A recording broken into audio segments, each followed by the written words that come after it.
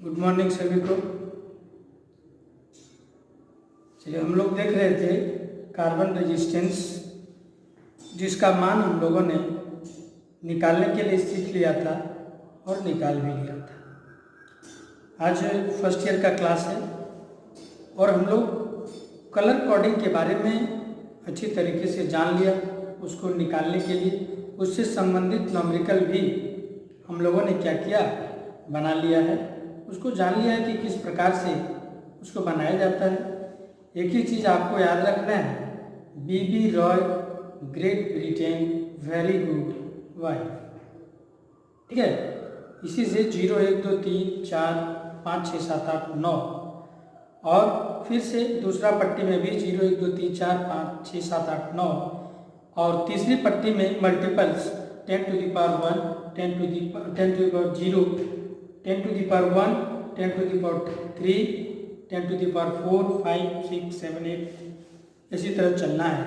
और टॉलरेंस में पहला का 1%, दूसरा का 2%, तीसरा का 3%, चौथा का 4%। उसके बाद सीधे नीचे चले जाएंगे। वो गोल्ड का होगा 5% और सिल्वर का होगा 10%। ये टॉलरेंस था। पहला, दूसरा, तीसरा जो है मान को दर्शाता है और चौथा उसके टॉलरेंस को बताता है। पहला दूसरा को हुबहू लिख देते हैं और तीसरा जो रंग का पट्टी होता है वो मल्टीपल में होता है, वो गुना में होता है। ये चीज़ हम लोगों ने देख लिया था, उसको बना भी लिया था। आज हम लोग देखेंगे व्हीटस्टोन ब्रिज। रेजिस्टेंस का मान अगर कलर कोडिंग नहीं किया गया है तो हम लोग व्हीटस्टोन ब्रिज के द्वारा भी याद कर सकते हैं। व्हीटस्टोन ब्रिज क्या है? ये ब्रिज में 4 रेजिस्टेंस यूज होते हैं, जिसको किस प्रकार से जोड़ा जाता है वो अभी आपको हम बताएंगे। ये 4 रेजिस्टेंस का एक ग्रुप है जिसको हम लोग जोड़ते हैं। ठीक है, उसी जोड़ क्रम को हम लोग व्हीटस्टोन ब्रिज बोलते हैं। उसमें 4 रेजिस्टेंस रहेगा। ये कम मान के रेजिस्टेंस को ज्ञात करने के लिए होता है व्हीटस्टोन ब्रिज।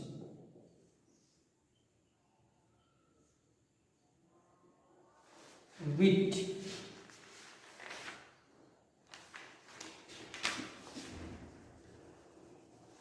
व्हीट है, व्हीट।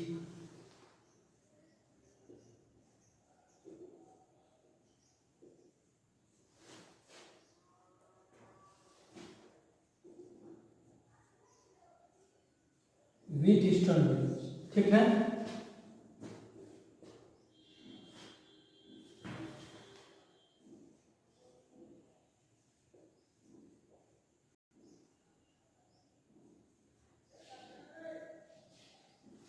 व्हीटस्टोन ब्रिज, इसमें क्या होता है, इसमें 4 रेजिस्टेंस होते हैं और एक गैल्वेनोमीटर होते हैं।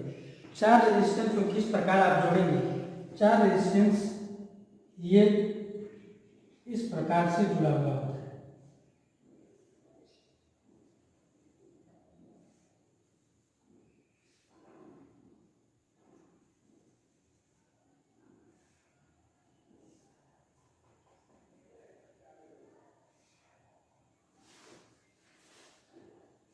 इसमें हम लोग बैटरी जोड़ देते हैं।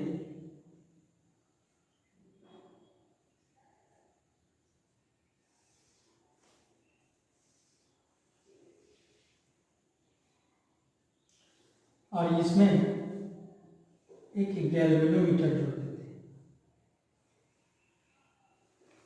ठीक है, क्या जोड़ देते हैं? एक गैल्वेनोमीटर जोड़ देते हैं। इसको हम लोग अगर आर बोल रहे हैं, पी बोलिए, पी क्यू आर एस। क्या? P Q R S. इसमें से किसी एक रेजिस्टेंस का मान को जिसमें निकालते हैं उसको हम लोग वहाँ जोड़ देते हैं। 3 रेजिस्टेंस नॉन होता है और एक रेजिस्टेंस अननोन होता है। 3 का मान जैसे पी क्यू एस, 3 का मान आपको ज्ञात हो और आर का निकालना हो तो किस प्रकार से आप निकालेंगे। तो ये जो संयोजन है यही व्हीट स्टोन ब्रिज है। ठीक है, क्या है, व्हीट स्टोन ब्रिज है। और एक गैल्वेनोमीटर इसमें जुड़ा हुआ रहता है। जो गैल्वेनोमीटर क्या दर्शाता है, जो गैल्वेनोमीटर दिखाता है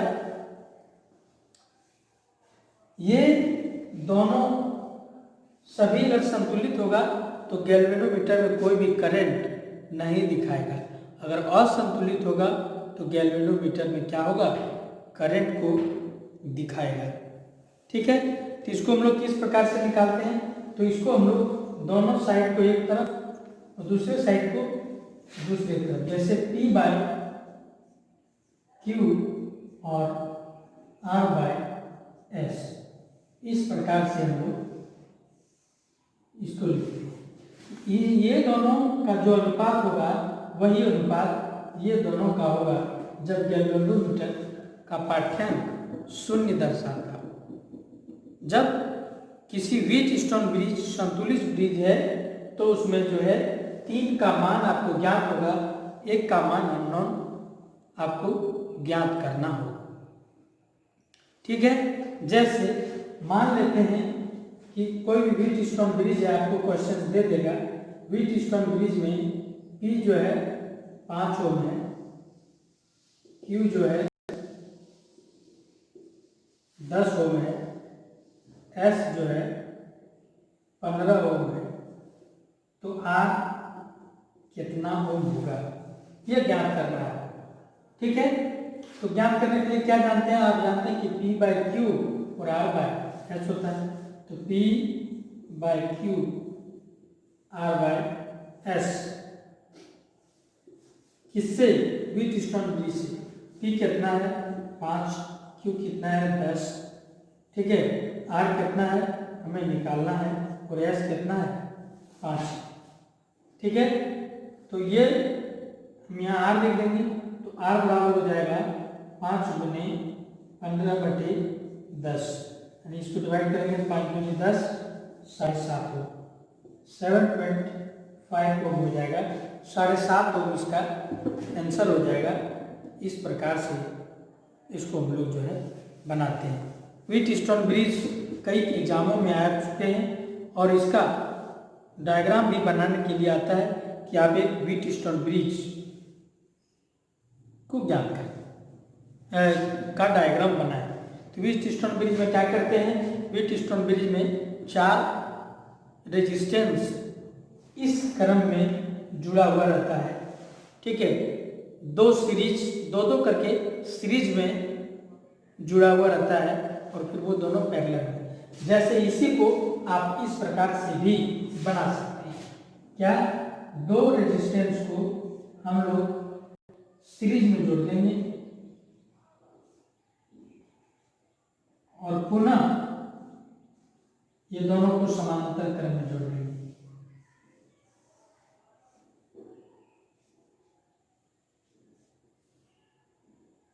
ये यहाँ गैल्वेनोमीटर है, तो ये भी क्या है, ये भी एक व्हीट स्टोन ब्रिज है, लेकिन आपको देखने में इस तरीके से नहीं लग रहा है।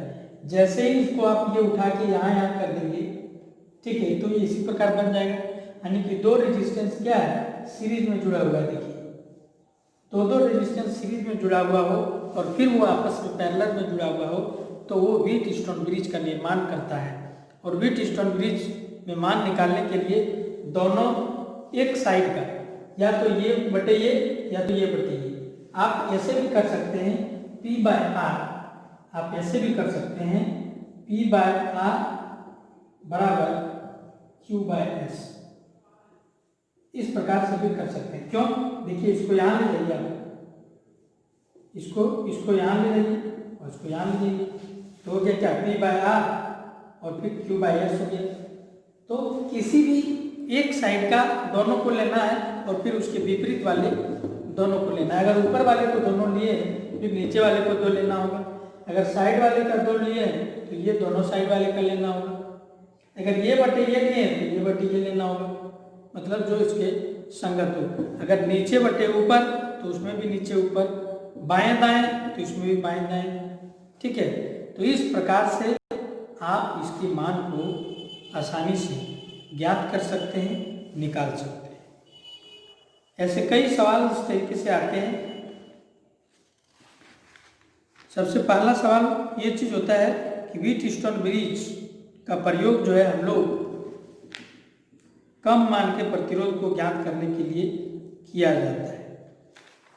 ठीक है,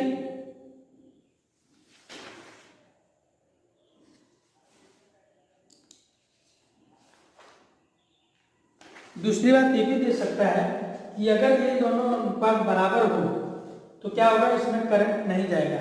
तो आपको दे दिया जाएगा, इस प्रकार से सवाल दिया जाता है कि ये एक व्हीटस्टोन ब्रिज है,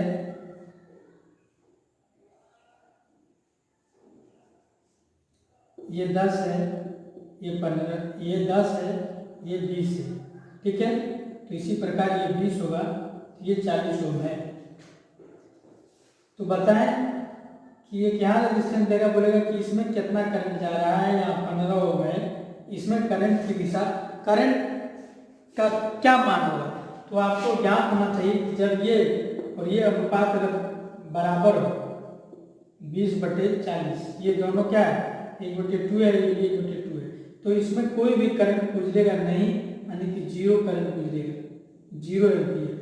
तो आपको इसमें जवाब देना है कि 0 एम्पियर, इससे कोई करंट नहीं गुजरेगा जब व्हीटस्टोन ब्रिज क्या होगा, संतुलित हो। ठीक है, क्या है व्हीटस्टोन ब्रिज, आप समझ गए। व्हीटस्टोन ब्रिज एक ऐसा ब्रिज है जो कम मान के प्रतिरोध को ज्ञात करने के लिए और नॉन प्रतिरोध को ज्ञात करने के लिए होता है। जब व्हीटस्टोन ब्रिज संतुलित होता है तो P/Q बराबर R/S होता है। ठीक है, यही चीज आपको याद रखना है और इसी से संबंधित आपके सवाल बनाने के लिए आएंगे। ठीक है, तो आपने आज समझ ही लिया, तो आज इतना ही। उसके बाद आपको पोस्ट ऑफिस बॉक्स होता है, वो पोस्ट ऑफिस बॉक्स भी व्हीटस्टोन ब्रिज की तरह ही कार्य करता है, जो आप जब क्लास खुलेंगे तब आपको दिखाएंगे कि पोस्ट ऑफिस बॉक्स कैसे होता है, क्या होता है। अभी तो आपको बोर्ड पर समझ में नहीं आएगा। तो अब इस चैप्टर में इतना ही था, आगे हम लोग नेक्स्ट चैप्टर में देखेंगे कि क्या पढ़ना है। ठीक है, तो ये डीसी परिपथ और उससे संबंधित नियम आज समाप्त हो गया। इसमें हम लोगों ने क्या पढ़ा, इसमें हम लोगों ने बहुत कुछ पढ़ा।